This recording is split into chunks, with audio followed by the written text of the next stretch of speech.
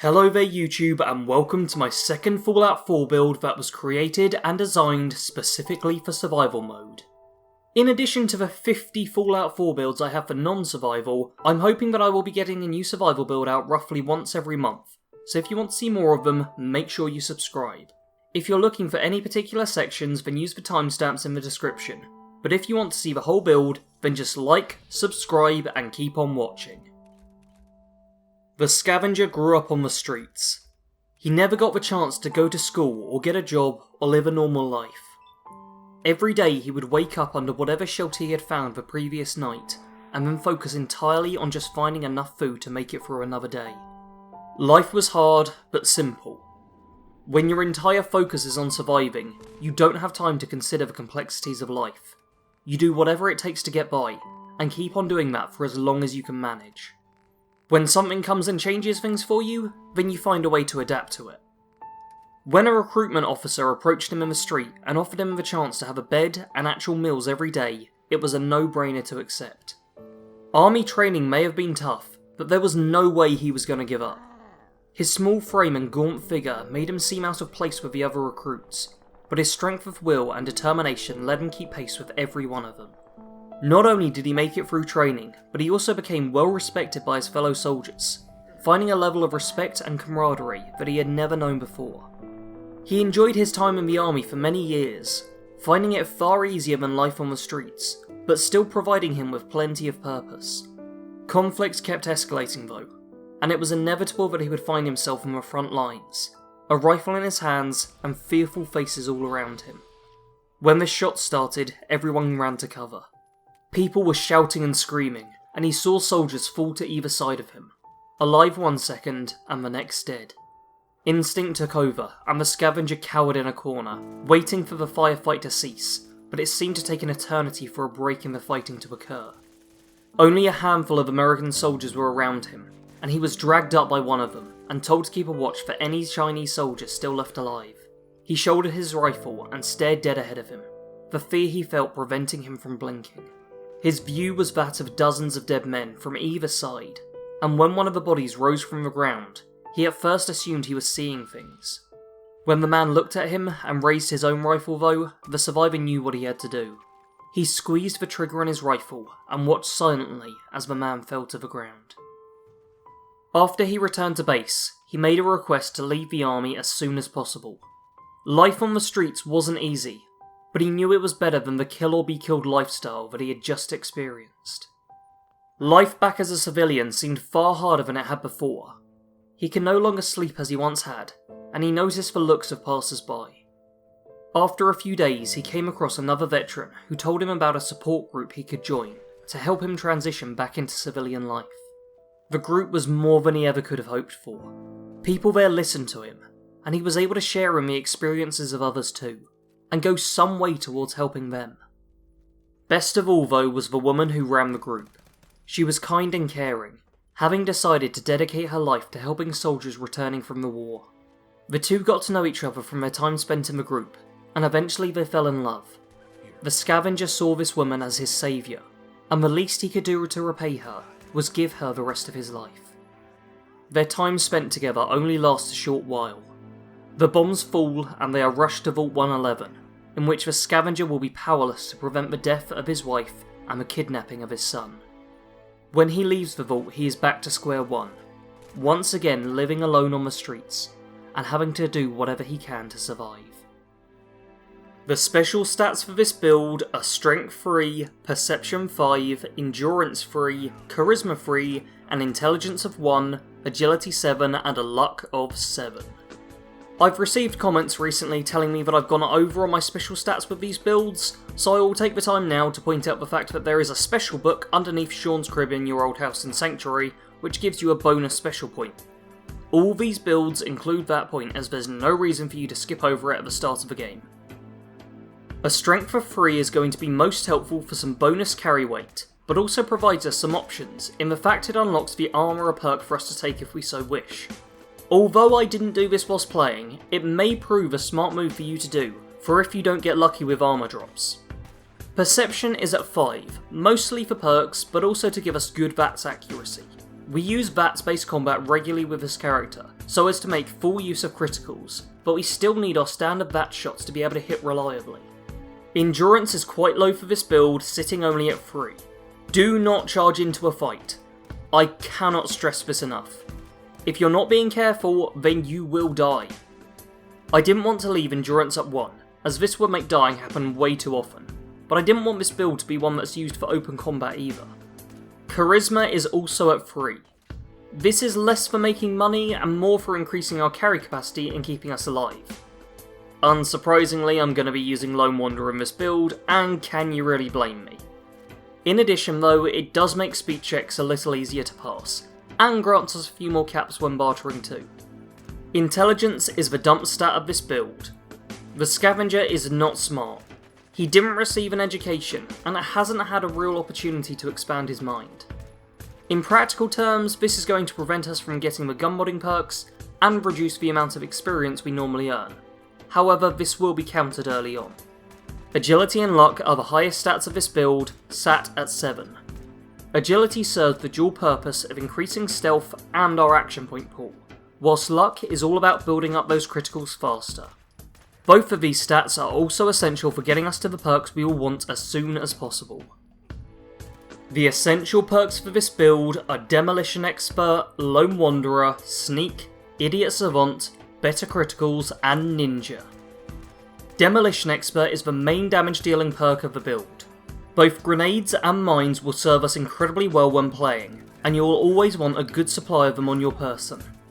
Fortunately, the Demolition Expert perk also lets us craft a wide array of these at chemistry stations, helping to keep our stockpile high.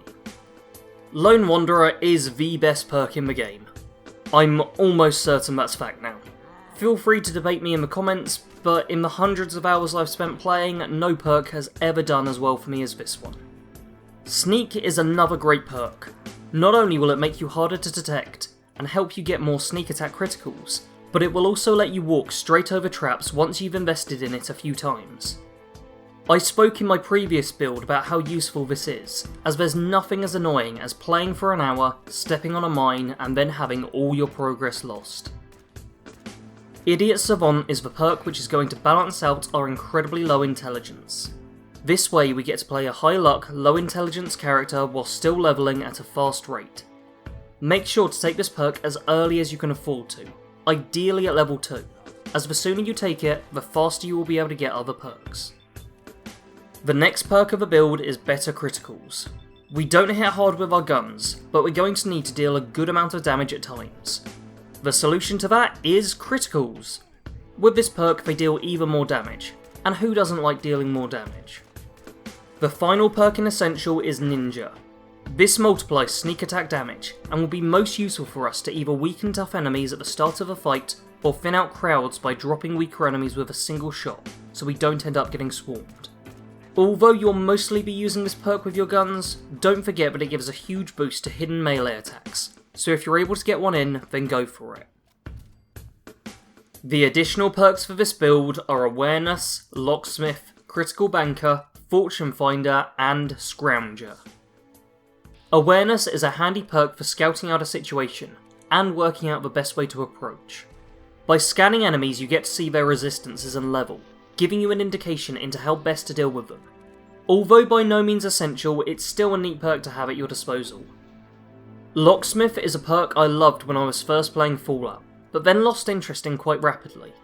Although most safes are nearly identical, regardless of difficulty, there are times within the game when it's worthwhile having some ranks in Locksmith.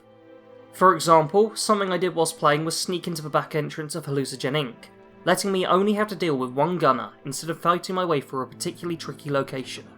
Critical Banker is the additional perk which arguably will provide the greatest help to you. By having multiple stored critical hits, you can ensure you're always heading into a fight with at least one critical stored, allowing for a powerful hit on any enemy who needs to be taken down fast. Scavenger and Fortune Finder both tie into the nature of this character perfectly. You're creeping around the Commonwealth just trying to get by. These perks help simulate that by giving you more caps and ammo from scavenging, which is still incredibly helpful. Ideally you want to have a rank of each of these by the time you're around level 8, but like Idiot Savant, the earlier you take them the more they pay out in the long run. Although there isn't a specific faction you have to join with this build, they do all have advantages. The one that probably fits in best with the character would be the Railroad. The missions tend to play into a stealth-based character skill set, and the Deliverer is a great weapon, especially early on. What I advise doing before joining a faction, or doing any mission whatsoever, is a risk-reward calculation. Is completing the mission going to provide you with a reward that outweighs the risk of going through with it? If no, then don't do it. Survival is your priority, and no amount of rousing speeches or displays of power are going to change that. We use Lone Wanderer for this build, so the only companion available to us is Dogmeat. We do want to take him with this character, as he will prove to be useful. The main way I used him was just for extra carry capacity. We want to be able to loot as much as possible, and having a second inventory to store things in will prove invaluable to us. In addition, you can also give commands to Dogmeat to get him to scout ahead for you or pick up valuables in the area. This is most helpful when you're not sure if it's safe to progress. Instead, let your trusted companion go first, and use that to determine the true danger. If there are enemies about and Dogmeat goes down, make sure to stim back in once they're all dead. You want him to stick around with you after all. There are absolutely no set weapons with this build. We don't have any weapon-based perks in this build, and that is on purpose. You want to be using whatever you find lying about in the wastes. Carry around all the best guns you can, and replace them as soon as something better comes along. This does mean you need to be able to use a variety of weapon types, but I'm sure at this point everyone still watching these builds and playing this game has the skill set to dominate with every gun. As some advice, I would recommend having at least one gun with a scope, so as to engage from a distance, one gun with a silencer, for when you want to remain hidden, and one automatic gun that focuses on DPS, to let you take down enemies hard and fast. Other than that though, just hope you get decent RNG with the gun drops. As with the weapons, there isn't a set of armour you will be aiming to get when playing. Instead, use the best pieces that you come across whilst on your travels. This is going to allow you to use any legendary drops you find, without having to worry about if they fit in with the build. In addition, you ideally want a ramshackle aesthetic. The Scavenger lived on the streets, and isn't concerned with fashion or looking good. All he wants is to make it through another day without biting the dust. This build plays mostly as a stealth-based character, but with a few tweaks. You can't rely entirely on taking enemies down whilst you're hidden, and you need to have contingency plans in place. If you know the path that your targets will take, then lay down traps for them to walk over in advance. Not only should you have a good stockpile of mines, but you can also very easily craft caltrops, which work great for slowing down and staggering your foes, letting you start shooting first. Whenever you come up against groups of enemies who can overwhelm you, use grenades to soften them up or wipe them out. Demolition Expert gives your explosives a large radius of effect, so you should be using this to your advantage. When you're mopping up your foes, make sure to strike hard and fast in order to stop them from hitting you. In terms of roleplaying, if you're playing on survival mode, you're already doing it right. The Scavenger is just focused on surviving in the harsh wastes, and survival mode is the best way to replicate this. In addition, sneak your way around any fights you don't need to get involved with, and focus more around the rewards that you can gain rather than looking to go out guns blazing. Thank you all for watching this build. I apologise that the Fallout builds have been coming at such a slow pace, and I am trying to make more of them now so that there's not such a wait in the future. If you did enjoy this video and want to see more of these builds, then let me know with a like and a comment, and if you're new to the channel, make sure to subscribe too. If you're looking for more great content to watch right now, then take a look at my challenge run of Fallout 4, called the Realism Run, in which I'm doing a permadeath survival mode playthrough with no HUD, VATS or settlement mode.